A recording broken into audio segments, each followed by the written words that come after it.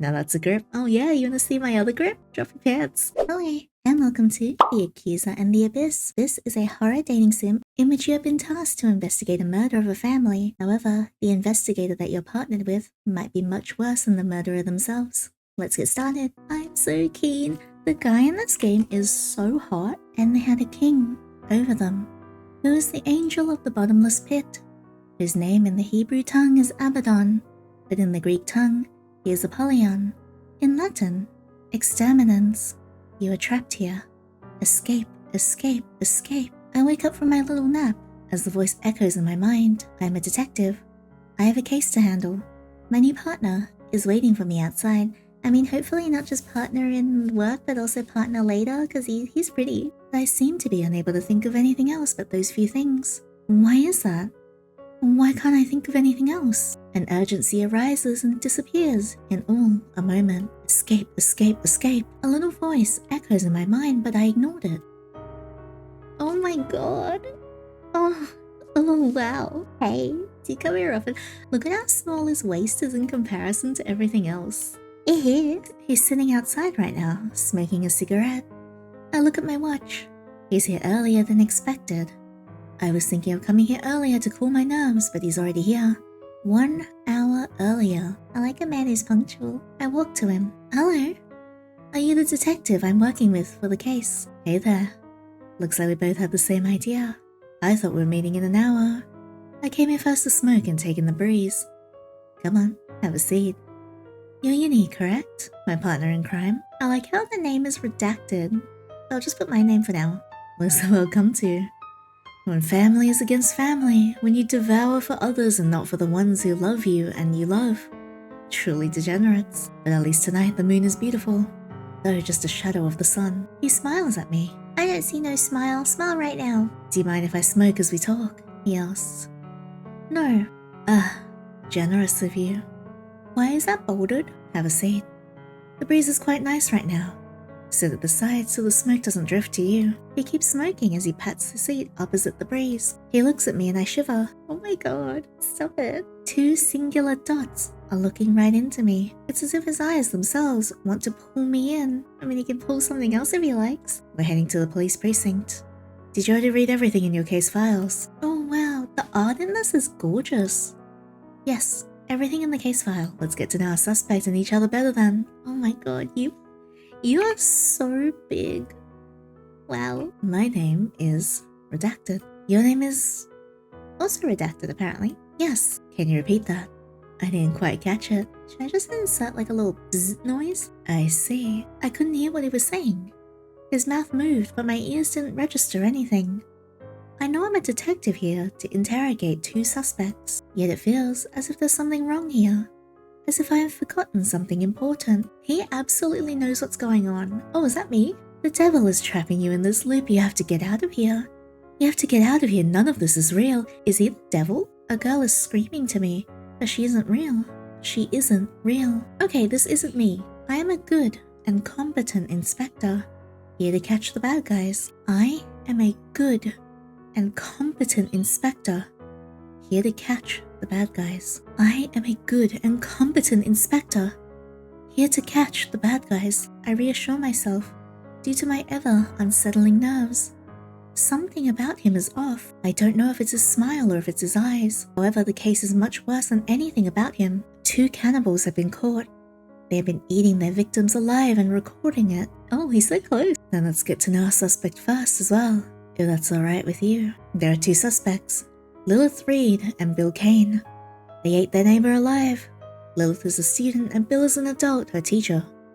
Both are connected to a cannibal cult operating in X City. See here? The decapitated body.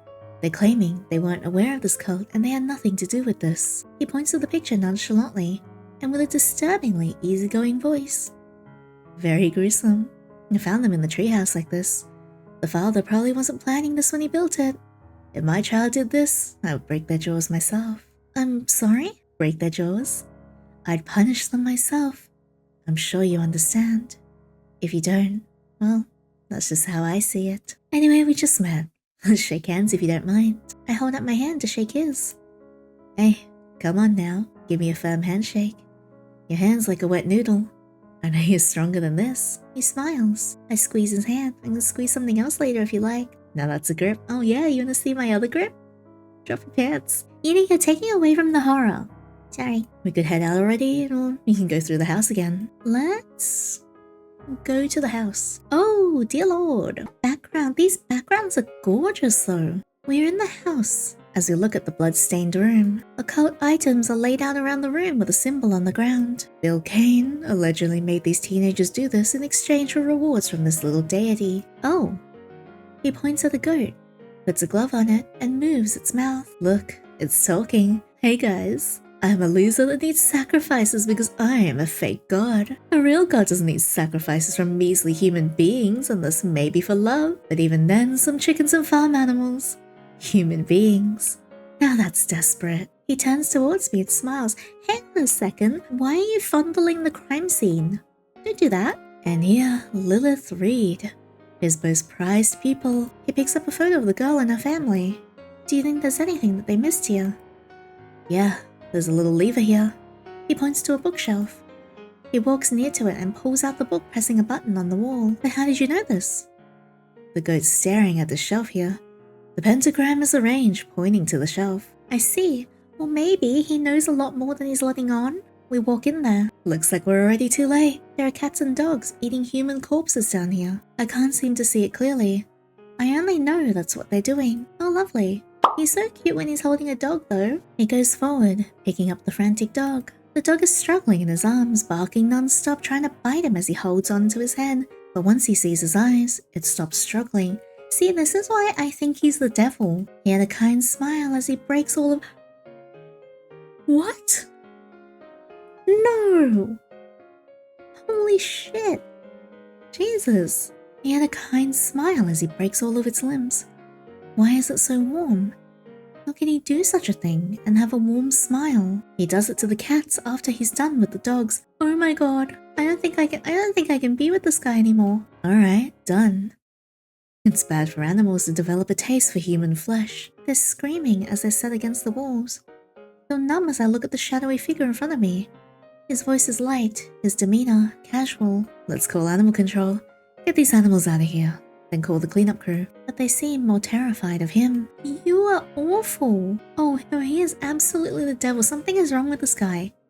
He is so much worse than the killer. These cultists are weak little thieves that can't be satisfied without needing to steal. If you have real power, you don't need to steal it from anyone, because you're already powerful and satisfied. All those who endlessly devour are weak. Okay, Gojo Satoru? Vying for power, inspiring fear to make others bow.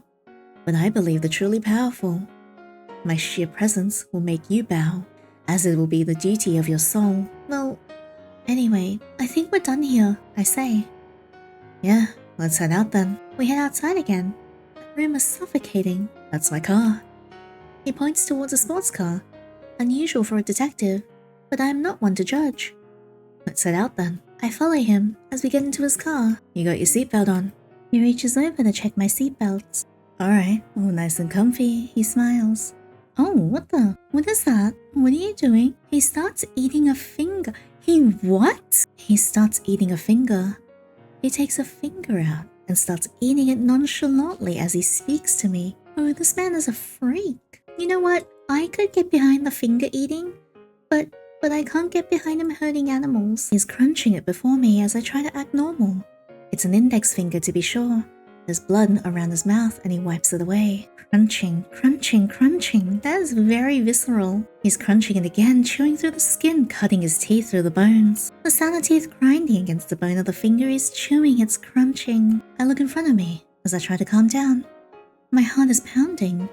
I'm trying my best to narrate this, but also I am shocked as hell. It's hard to switch. He's eating a finger. He's eating a finger.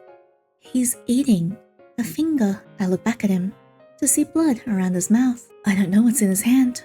My mind blanked it out. What is it? Are you eating a finger? No, I'm not. What are you talking about? Oh, something is so not right. He smiles. I keep looking forward as we go through the dark. There is only the darkness in front of us and the light that shines forward from the car illuminating the road. He's eating a finger. I still got an extra energy bar. Do you want some? That is not an energy bar. All I can feel is panic and fear. You're eating a finger! The car stops abruptly as he pulls the handbrake. Oh my god. He turns towards me. His face is disappearing. His face is disappearing as if his skin is pulling against his flesh. His flesh is being pulled against his skull and it's tearing them apart. 2 gaping holes where his eyes should be remain on his face. I'm looking into an absolute void. There's nothing there. He is just there, but he's nothing. He shouldn't exist, yet he is alive. This thing shouldn't exist and doesn't exist, yet it is alive. What is it exactly? Only a skull remains where his head should be, and the skull's teeth are breaking into a smile. But how can something that shouldn't exist still be alive? I can almost feel its intentions. It wishes to be warmth and love, yet it abjectly isn't. Lines of teeth spread across his bone. His teeth are smiling at me. His teeth are smiling at me. Everything else disappears.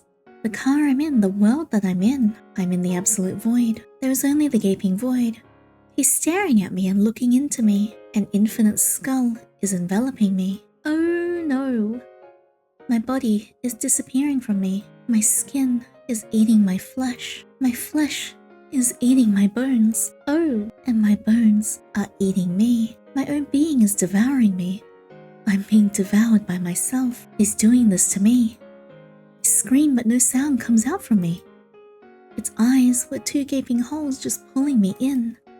I'm sinking, I'm falling. I am not here. I am not here. You're right. I'm back here again. He's staring right back at me like there's nothing wrong. Sorry about that.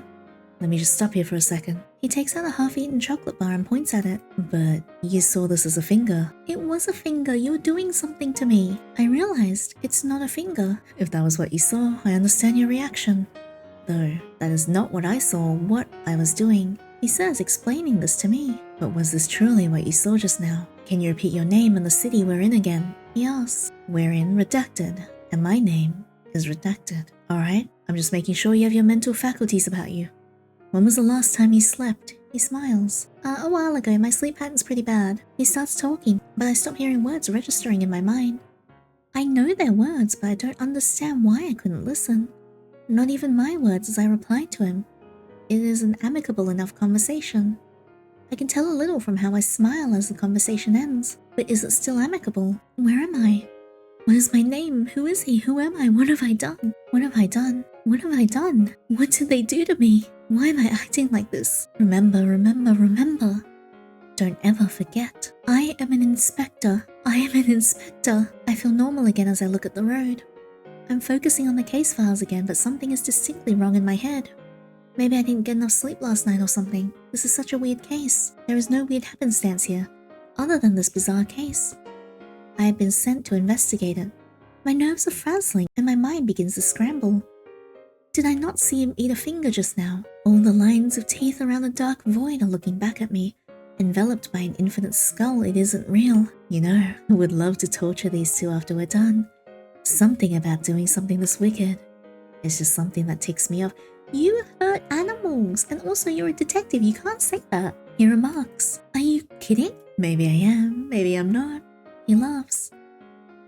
The thing about pain is that it's not done to you, it's what your body does to yourself.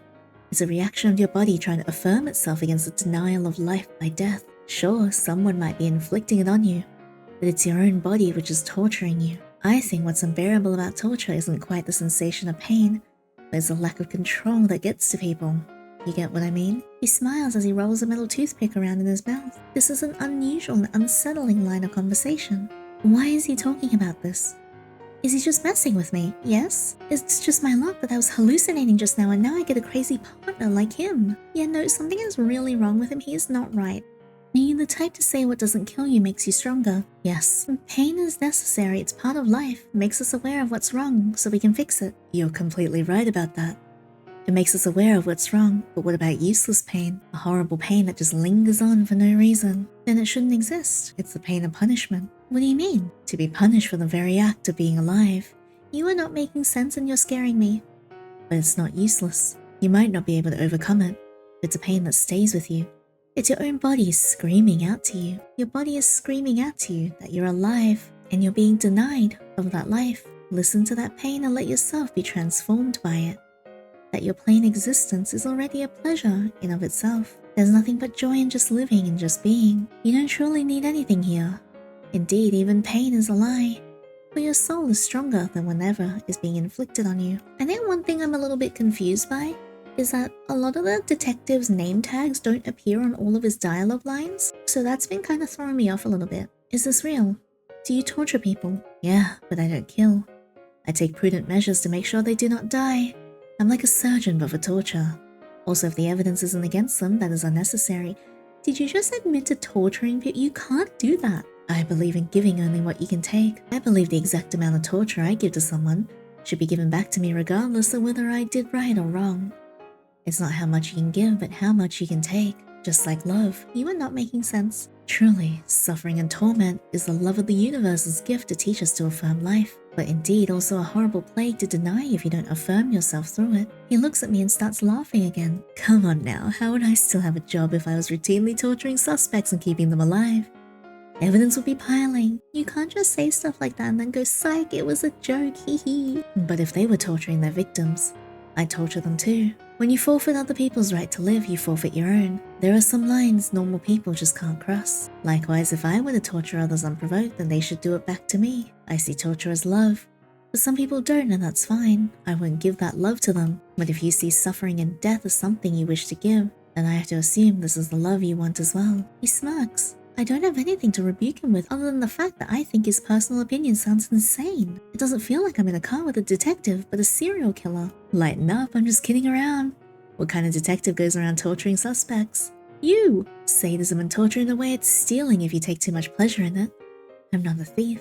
I don't like to steal. Whatever you do not be afraid. All of you are stronger than you believe. A motivational serial killer. The worst kind. I bet he gives TED Talks. Oh right, we'll be there in about 5 minutes. Stare at the road for 5 minutes hoping the time has passed. That toothpick he's got in his mouth is a straight up needle. If he does torture his suspects, that toothpick is probably involved, and he has it in his mouth right now, and he ate a finger. Finally, we arrive at the precinct. Demo ends. Thank you for playing the demo. Please look forward to the full release. I am excited for the full release. I do really want to find out more about him and what his deal is, because something is not right in the head. Either he is a killer, or he is actually the devil himself, because I have only seen bad things about him, and he scares me. And the weird intriguing thing is, we don't have any of our memories either. We don't even remember our name or where we are. And I think he has something to do with it, because why can we remember nothing?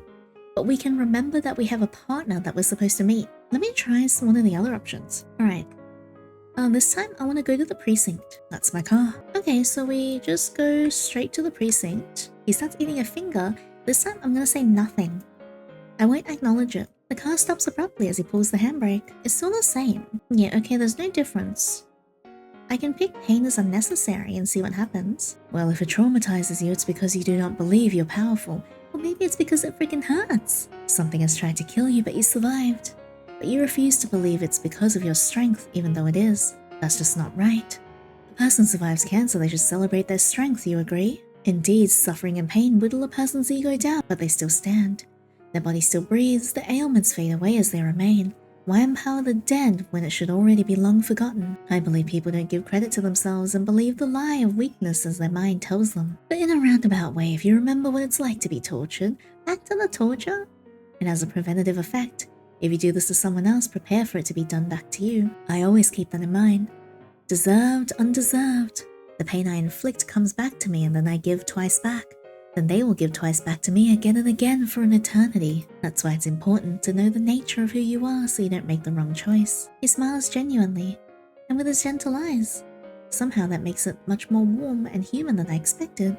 I still remember that these warm words were a segue from his declaration of love towards torture and the pain of life. Yeah, no, nothing can redeem this man in my eyes since he hurt the animals. How long until we get there? Oh, right. We'll be there in about 5 minutes. Alright, and then we arrive at the precinct and the demo ends. Okay, so there wasn't much of a variance with the other routes. But that was the demo for the Accuser and the Abyss. I have a good feeling about this and I can't wait to see more. However, I will say some of the text was a bit confusing because some of the text followed on from the detective's dialogue lines and it sounded like he was speaking them, but the name tag wasn't there, so I wasn't quite sure. However, I think there is something genuinely wrong here. There's like the satanic themes, the fact that he is alluded to mayhaps be the devil himself. We don't remember anything except the fact that we're supposed to meet up with him, and he has so much control, and he's very, very cryptic. So I'm very excited to see where this goes. But based on what we've seen in the demo, I would love to hear your theories on what you think, so feel free to let me know in the comments below.